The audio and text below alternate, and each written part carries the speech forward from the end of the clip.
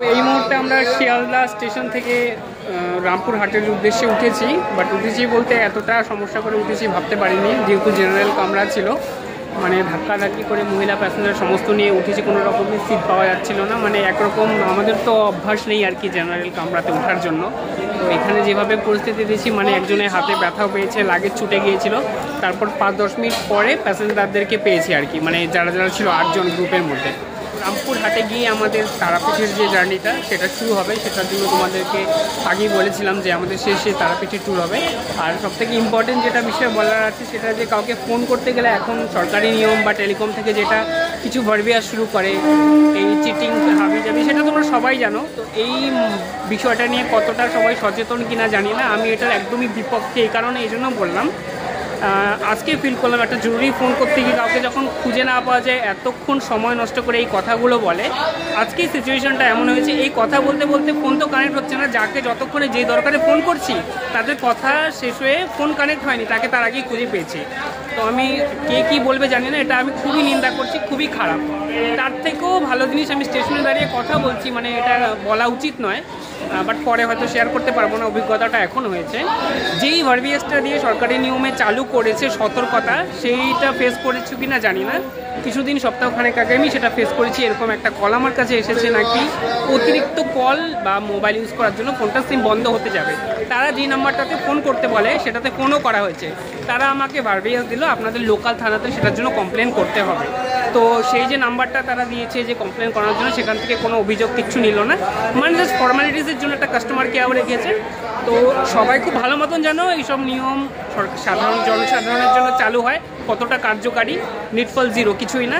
তো অভিজ্ঞতা আমিও বুঝতে পেরেছি, ওই ফোনে কলে কিচ্ছু হবে না। তোমার যদি খোয়া যায় কিছু, যদি তোমার চিটিং হয়, তোমাকে সেটা নিজেকে সতর্ক থাকতে হবে। রাতে খাবারের জন্য আমরা কিছু একটা নিয়ে নিব, হালকা খাবারই নিব, কেননা ট্রেনে তেমন একটা রিচ খাবার খাওয়া যাবে না। আর বিরিয়ানি, স্টেশনের বিরিয়ানি ভালো হবে না, সেই জন্য ফাস্ট ফুড স্ন্যাক্স বা কেক টেক কিছু নিয়ে নেবো। আর কোল্ড ড্রিঙ্কস নিলে নেওয়া যাক, দেখা যাক। যেই পরিস্থিতিতে আমরা ট্রেনে উঠেছি, এখন কারোই খাওয়ার মতন পরিস্থিতি নেই। খাওয়ার কারণটা হচ্ছে এই কারণে, কারণ কিনা আপনার আজকে যে দুপুরের লাঞ্চটা সেটা অনেক তাড়াতাড়ি করে ফেলেছি, এই কারণে এখনই খিদে পেয়েছে। এগুলো হয়তো এখনই খাওয়া হবে, পরে রাতের জন্য অন্য কিছু নিতে হবে।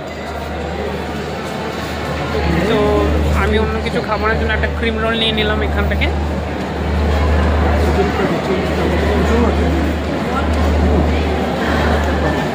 জল কেনা নয়, খালি বোতল ছিল, ওটাকেই এই প্ল্যাটফর্মের যে ট্যাপ কলগুলো আছে ওখান থেকে রিফিল করে নিলাম।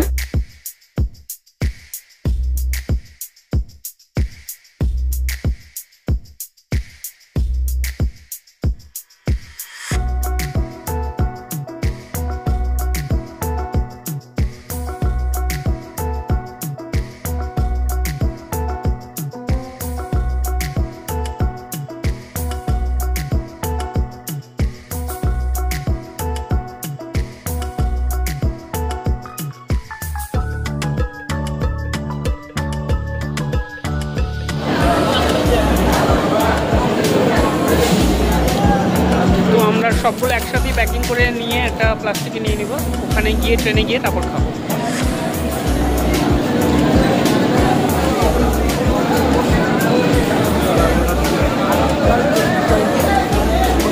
এখন সময়টা রাত্রি 12:30। এই মুহূর্তে আমরা আছি রামপুরহাট জংশনে, জাস্ট কিছুক্ষণ আগেই নেমেছি।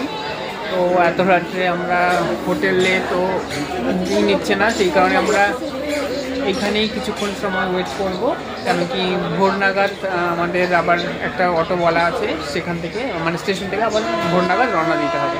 গুড মর্নিং সবাইকে। এখন সময়টা সকাল 6টা। আমরা এখন রামপুরহাট জংশন থেকে এই একটা টোটো বা ছোটো সিটি অটো টাইপের করে নিব, তারপর গিয়ে হোটেলে ফ্রেশ হয়ে তারপর পূজা দিতে বাড়াবো।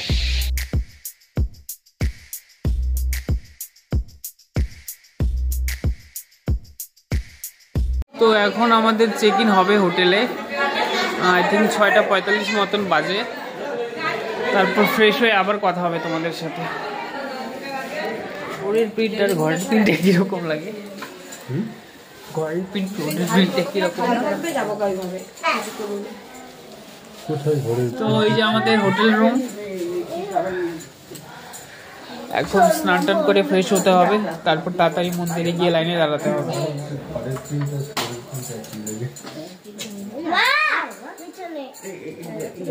পূজা দেওয়ার জন্য আমরা স্নান টান করে বেরিয়ে গেছি। এদিকে তো এক জবা ফুলের মালা আলা মানে প্রচন্ড বৃষ্টি হচ্ছে, এটা নিবেন ঠিক আছে পরে। তো যাই হোক, পূজার যে সমস্ত উপকরণ ওখানে ডালা সিস্টেম আছে, ওখান থেকে আমরা কিনে নিব। আর এখানে এতটা ঠান্ডা, আমরা সুন্দরবন থেকে যখন এসেছি ওখানে তো গরম লেগেছে, সোয়েটার প্রয়োজন হয়নি। এখানে কালকে ভোরের থেকে এখনো পর্যন্ত ঠান্ডার পরিমাণ এতটাই বেশি, এখন মনে হচ্ছে সোয়েটার পরতে হবে। বাট পুজো দিয়ে এসে তারপর আমরা সোয়েটার পরবো।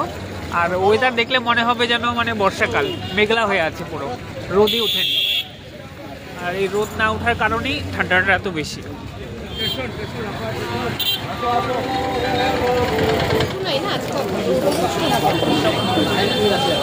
রোদ গরমের দিকে বাঁচা যাবে, ঠান্ডা বেশি লাগবে না,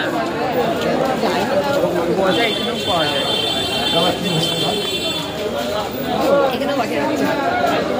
এগুলো ছাড়াবে না।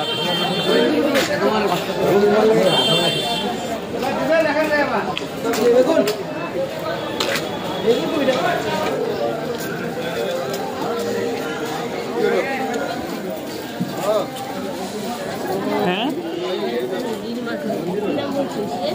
কি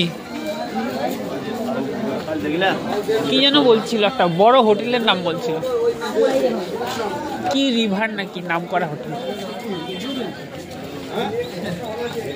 তো এখানে আমরা যেই গলিটাতে যাচ্ছি, মন্দিরে ঢোকার রাস্তাতে অনেক ওই এখানকার যে ফেমাস কি যেন বলে এটাকে, কি নাম জানি, প্যারা এইসব, তারপর বিভিন্ন স্টেশনারি আইটেম, পুজোর সরঞ্জাম, মানে নর্মালি সমস্ত ধর্মস্থানগুলোতে যেমন হয় আর কি, সমস্ত কিছু জিনিসের দোকান আছে।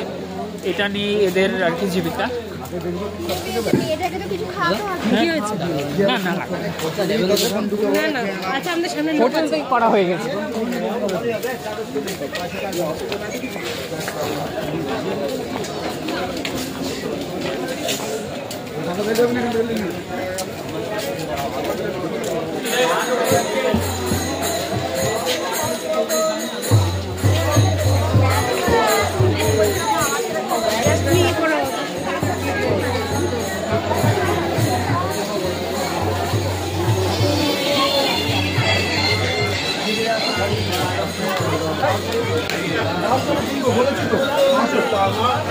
এখান থেকে নেব তো, এখান থেকে আমরা ডালাটা নিয়ে নিব, আগের থেকেই বলা ছিল। ভিতরে ঢুকবে নাকি? তো আমরা এখানে যে র্যাকের মধ্যে জুতোগুলো রেখে নিব, এখানে ব্যবস্থা করা আছে। ঢুকবেন এখানে নিচেই রাখি নাকি?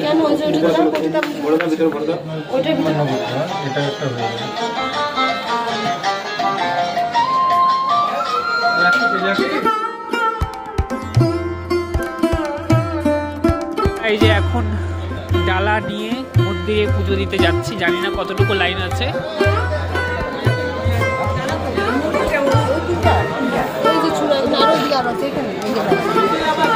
কি জানিয়ে রাখি, এই জানুয়ারি মাস থেকে একটা নতুন আপডেট এসেছে তারাপীঠ মন্দিরে পুজো দেওয়ার জন্য। যেটা আগে ছিল ওই ডালা সিস্টেম, বেশি টাকা দিলে আগে হবে, জেনারেলদের দেরি হবে। তো সেই সিস্টেমটা এখন পুরোপুরি চেঞ্জ হয়ে গেছে। এখানকার ডিএমই চেঞ্জ করেছে, সবার জন্যই ভালো হয়েছে যে জেনারেলের জন্য সবাই আর কি সেই সমানভাবে পুজো দিতে পারবে।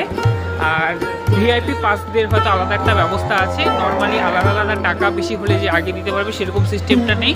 এখন সবাই জেনারেল একসাথেই যে সমানভাবে পুজো দিতে পারবে, কেউ আগে কেউ পরে নয়, সেভাবে অ্যাডজাস্ট করে দেওয়া হয়েছে। তো যাই হোক, এটা সবার জন্যই একটা ভালো খবর, সবাই সমানভাবে ঠিক সঠিক সময়ে পুজো দিতে পারবে। তো আমরা একটা জানা ছিল না, এখানে আসার পর জানতে পারলাম।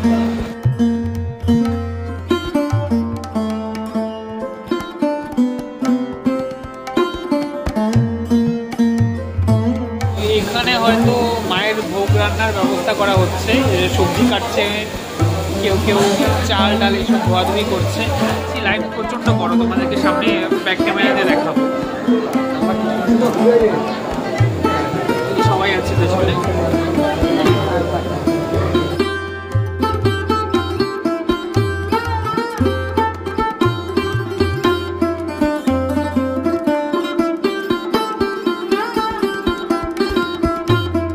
সামনে ওই যে দেখতে পাচ্ছ লাইনের পরিস্থিতি, অনেক ভিড়। নর্মালি এখানে আমাবস্যা অমাবস্যা পূর্ণিমা তিথিতে শনি মঙ্গলবারে বা বিশেষ কোনো অনুষ্ঠানে খুব একটা বেশি ভিড় দেখা যায়। নর্মালিও থাকে, সানডেতেও ভিড় থাকে। জলপুরে মালা দেয়নি, আলাদা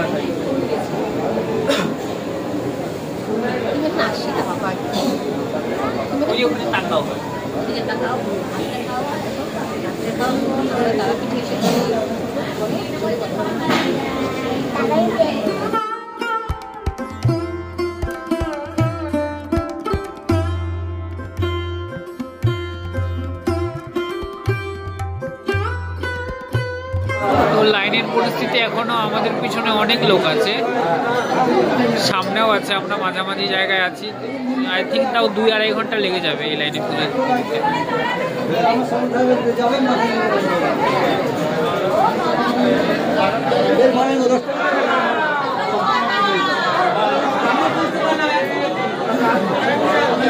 তো আমরা প্রায় কাছাকাছি চলে এসেছি। আই থিঙ্ক আর 10-15 মিনিটের মধ্যে পূজা দিতে পারবো। এখন আমাদের মোবাইল জমা দিয়ে দিতে হবে, আর ভিডিও করা যাবে না ভেতরে। তো এখানে সবাই ধূপকাঠি প্রদীপ জ্বালায়, প্রদীপ তো নয়, ধূপকাঠির আগুনে এটা এরকম হয়ে গিয়েছে। তো আমরাও জ্বালাবো। আর এই যে আরেকটা যেটা জিনিস দেখানোর, এই পাশ দিয়েই কিন্তু লাইনগুলো শুরু হচ্ছে, এদিক দিয়ে আমরা গিয়েছিলাম।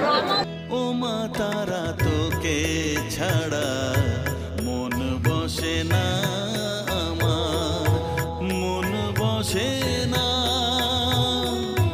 ও মা তারা তোকে ছাড়া মন বসে না আমার, মন বসে না। তোকে না দেখলে পরে প্রাণ ভরে না আমার, মন ভরে না। তো এখানে ওই হোম যজ্ঞ এইসব করা হয়, ওই কারো মানসিক বা কোনো বিপদ কাটানোর জন্য। আর এই লাইনটা দিয়ে আমরা এসেছিলাম উপর দিকে। আর পেছনে যেটা, এটাই হচ্ছে মায়ের মন্দির, যেটা একটু শেয়ার করলাম। ভেতরে তো অ্যালাউ নেই।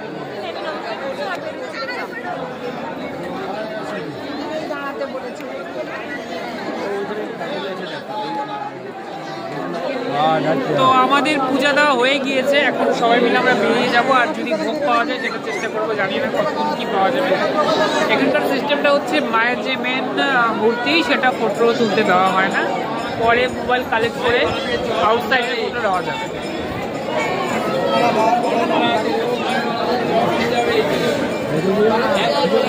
আমাকে একটা তিলক করে দিয়েছে একজন, তারপর দক্ষিণা চাচ্ছিল, বলছি খুচরা নেই।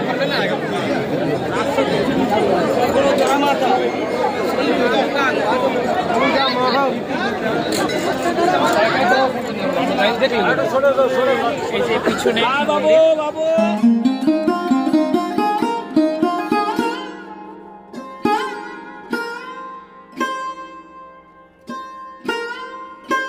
সবাই এখন বাড়িতে যাবো, কেন কি উপাস ছিল অনেকেই, খাওয়া দাওয়া হয়নি। তো পরে দেখি সন্ধ্যার সময় যদি আসা যায়, চেষ্টা করবো আসার জন্য। বাট এখন একেবারেই পসিবল না, খিদে পেয়েছে, প্লাস হালুমের শরীরটাও খারাপ লাগছে। আর এখানে তো ধাক্কাধাক্কি করে কোনো মতনে পূজাটা দেওয়া পসিবল হয়েছে। মানে পান্ডারা এক মতন মাথা ঠুসে তারা মায়ের চরণে প্রণাম করিয়েছে। যাই হোক, দর্শন হয়েছে, এটাই অনেক বেশি। তো সাথে থাকো, পরে কন্টিনিউ করছি।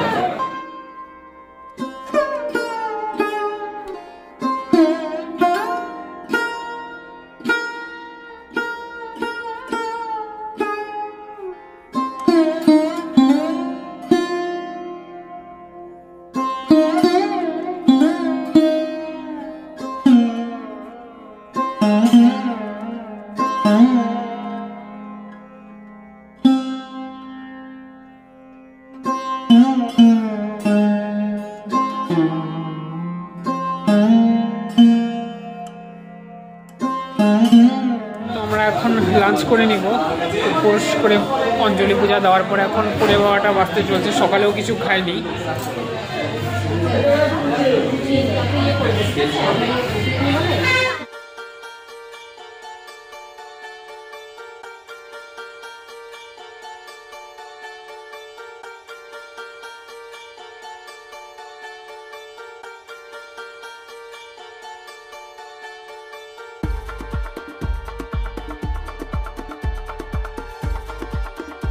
যেটা বলার, আমরা এখন খেলাম সুরুচি হিন্দু হোটেলে।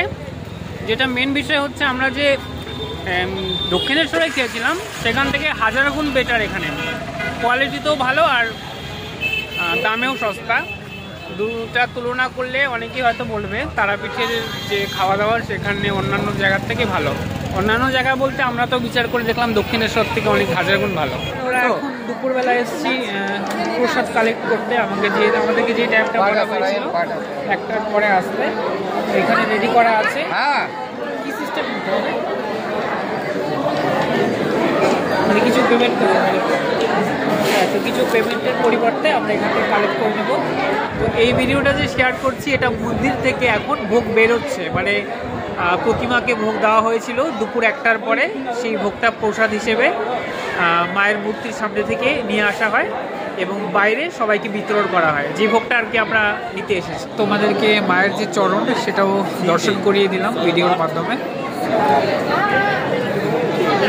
তো এখানে বিভিন্ন রকমের ভোগ সাজানো আছে মাছ দিয়ে, প্যাকিং হচ্ছে। হ্যাঁ, এটা হচ্ছে কন্টেনারে, আর এই যে থালার ভোগ এখান থেকেই ভোগটা আর কি রেডি করা হচ্ছে। আরও ভোগ আসছে, ওটাও আমি দেখাচ্ছি তোমাদেরকে।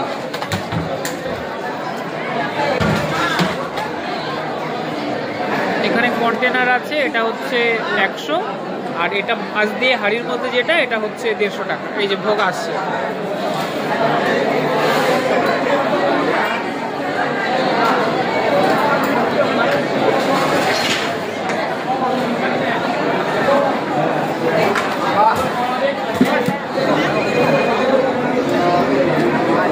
তো এখানে যে শুধু ওই ভোগ কিনে পাওয়া যাবে তেমন ব্যবস্থা নয়, যেটা তোমাদেরকে বললাম 150-100 ভ্যারাইটিস দামের আছে। তাছাড়াও অন্যান্য যে লোকেরা আছে, অন্যান্য প্রত্যক্ষদর্শীরা ভক্তবৃন্দ প্রতিদিন এখানে কিন্তু লোককে বিনামূল্যে খাওয়ানো হয়। এই যেখানে দেখছো পুরো মন্দির জুড়ে বসে আছে লোক, এদেরকেও ভোগ বিতরণ করা হবে, এর জন্য কোনো টাকা লাগবে না, ভোগ সবাই পাবে। আর যারা যদি আলাদা করে কেউ বাড়ির জন্য স্পেশালি নিয়ে নিতে চায় তাদের জন্য এই যে প্যাকেটের যেগুলো ব্যবস্থা করলাম, আমরা বলে রেখেছিলাম আমরা এটাই প্যাকিং করে নিয়ে যাবো, যেহেতু আমরা বাইরে শিলিগুড়িতে নিয়ে যাবো এই জন্য। তাছাড়াও কিন্তু এখানে অনেক লোক আছে যারা বিনা পয়সায় কোনো টাকা ছাড়াই এখানে ভোগ গ্রহণ করতে পারবে। এটার মধ্যে পায়েস বা কিছু অন্য প্রসাদ বলে আছে, এটাই বাড়িতে নিয়ে যাবো আমরা।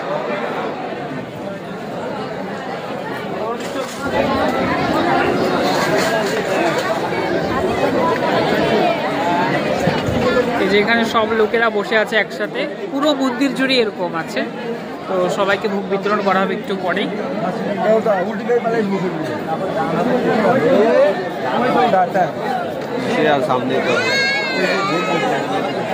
হ্যাঁ, আরেকটা থালাটাও নিয়ে আসছে, এরকম পরপর অনেকগুলো থালাই যায়।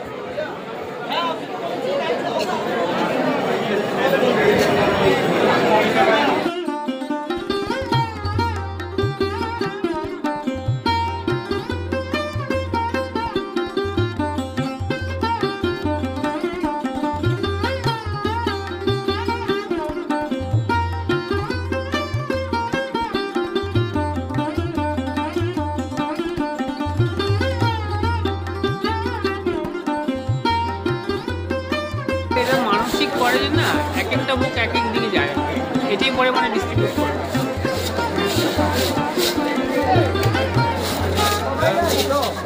তো এখানে এই যে ভোগের সমস্ত কিছু প্রসাদের সব কিছু তৈরি হচ্ছে।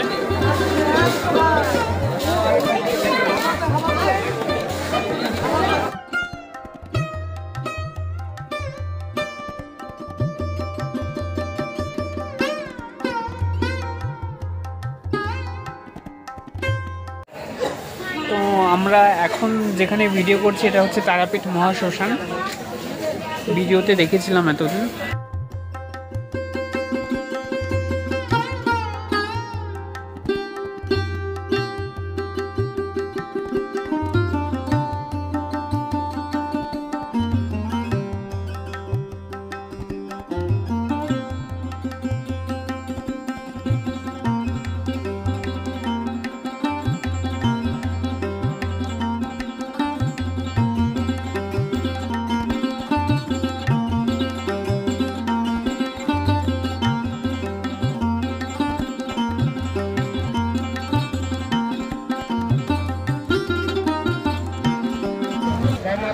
আশীর্বাদ দিয়ে আয় কাছে ডাকলে দেখছি দেখছি। আরে ভয় লাগবে না, না ঠিক আছে দেখছি। ডাকলে তো একবার কথা শুনে যাই তাই। আর বন্ধু ভালোভাবে ছবিটা তোল, ভালো লাগবে। আচ্ছা তুমি বলো, কিছু বলো। আমি কিছু বলার জন্য, এদিকে কপালটা বাড়া, কপালটা বাড়া। হ্যাঁ এদিকে তোল, এখানে কপালটা বাড়া। নাম বল। উজ্জ্বল শাহ। গোত্র বল। আলিমন্য গোত্র। ওং জয়ন্তী মঙ্গলা কালী ভদ্রকালী কপালিনী দুর্গা সমাধাতি সদর নারায়ণ হরমন কমল সপূর্ণায় সর্ব বাধা বিঘ্ননাশ সর্বশত্রু নাশায় নিরোগ্য দীর্ঘায়ু সর্বকর্ম বাধা বিনির্মুক্ত সপরিচয়। জয় মাতা রা, জয় গুরু বামদেব, জয় মাতা রা, জয় গুরু বামদেব, জয় মাতা রা, জয় গুরু বামদেব, জয় মাতা রা, জয় গুরু বামদেব, জয় মাতা রা, জয় গুরু বামদেব।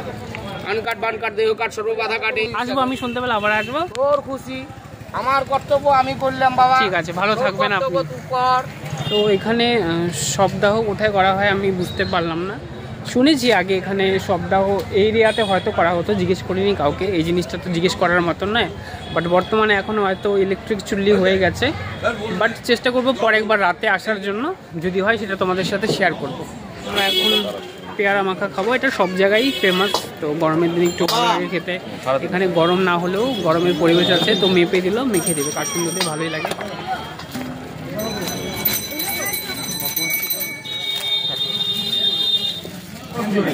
কতটুকু হলো মেপে?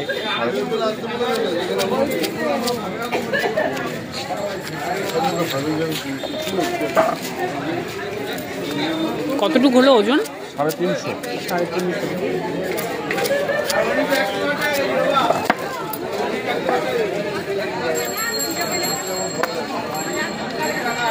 50 টাকা না, 50 টাকা রাখো, 50 রাখা যাবে। এটার দাম দর করতে করার জিনিস নয় তো। হ্যাঁ এটাই দাম। ভালো লাগলে সন্ধ্যায় আবার আসবো। আমাদের এইটুকুর মধ্যে আমাদের সব কিছু, আমাদের কিলো কিলো বিক্রি নেই, 250 10 কিলো বিক্রি করে আমাদের সব।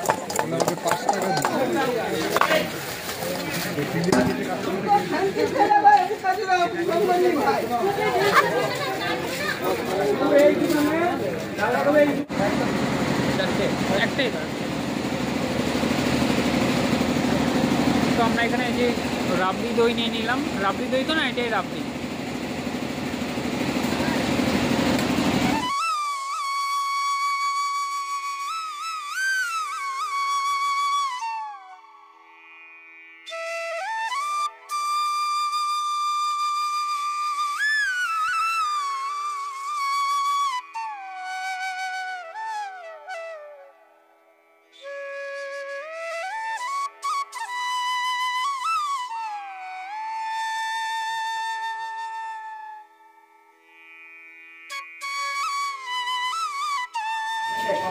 আচ্ছা তাহলে এক কাজ করো মা, তোমার কতটুকু লাগবে?